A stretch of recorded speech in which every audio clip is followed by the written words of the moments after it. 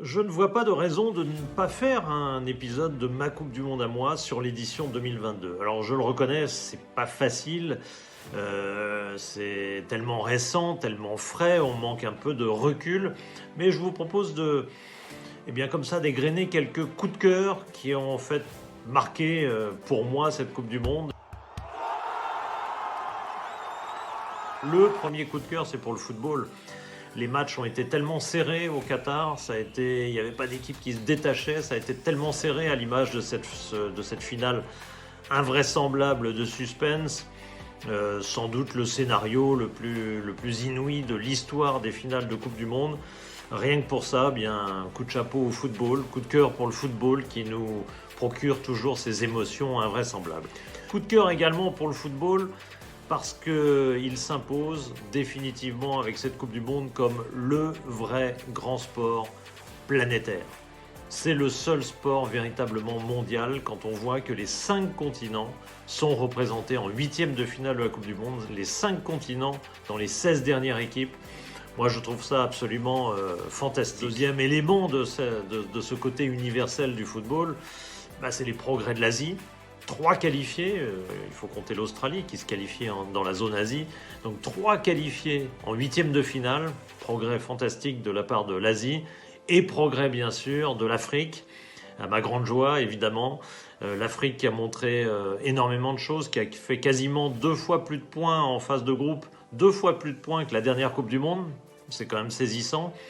Avec chaque équipe, les 5 équipes africaines ont au moins gagné toutes un match.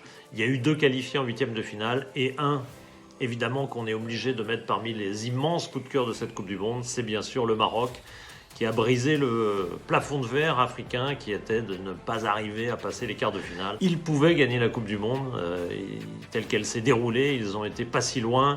Les héros, Bounou, le gardien, la défense centrale, Aguerd, Saïs, capable de jouer même blessé dans les pires conditions, un incroyable dévouement pour cette équipe nationale.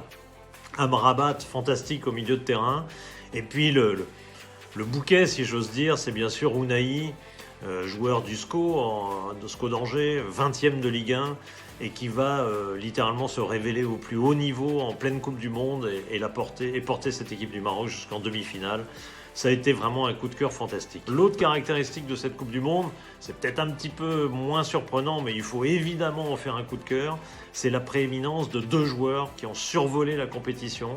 Quand vous regardez le classement des buteurs, vous voyez Mbappé avec 8 buts, Messi avec 7 buts, et derrière, les buteurs suivants sont à 4 buts. C'est dire si ces 2 joueurs ont littéralement se sont détachés, ont survolé la compétition, et ont emmené surtout jusqu'en finale, portant à bout de bras 2 sélections qui, pour moi, n'étaient pas si extraordinaires que ça. Ni la France, ni l'Argentine n'étaient forcément très au-dessus des autres équipes, sauf qu'elles avaient 2 joueurs extraordinaires qui vraiment les ont portés.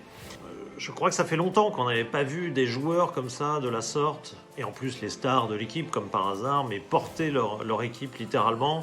Bien sûr, on pense à Maradona en 86, éventuellement, mais c'est sans doute un peu moins vrai, Ronaldo de 2002, mais c'est sans doute un peu plus équilibré. Il y avait aussi Rivaldo, il y avait aussi Ronaldinho. Je crois qu'on n'a pas vu une telle dépendance à un joueur depuis fort longtemps. Alors, dépendance à 2 joueurs dans 2 équipes, là, il faut peut-être remonter à 74. Cruyff d'un côté, Beckenbauer de l'autre, et RFA et Pays-Bas en finale de la Coupe du Monde. Autant dire que c'est quand même assez rare que des joueurs dominent aussi clairement la compétition. Passons évidemment sur le dernier coup de cœur, c'est cette finale folle, irrespirable, incompréhensible aussi, inexplicable. Comment l'Argentine peut être 3 fois supérieure à la France pendant 70 minutes, 3 classes d'écart, puis tout d'un coup au bord de perdre le match, avant même les 90 minutes, et puis à nouveau dominatrice dans la prolongation, et puis à nouveau tout près de perdre ce match avant la 120e minute et rejointe 3 fois par l'équipe de France. Et enfin, ces tirs au but comme parabole d'une Coupe du Monde qui finalement aurait pu prendre des directions bien différentes. Si l'Angleterre, si le Maroc, je crois qu'on aurait pu avoir une finale complètement différente, un vainqueur forcément complètement différent. Vraiment, c'était une drôle de Coupe du Monde, passionnante, jusqu'au bout, jusqu'à la dernière seconde. Et ça, ça méritait un épisode de ma Coupe du Monde à moi. Rien que pour ça.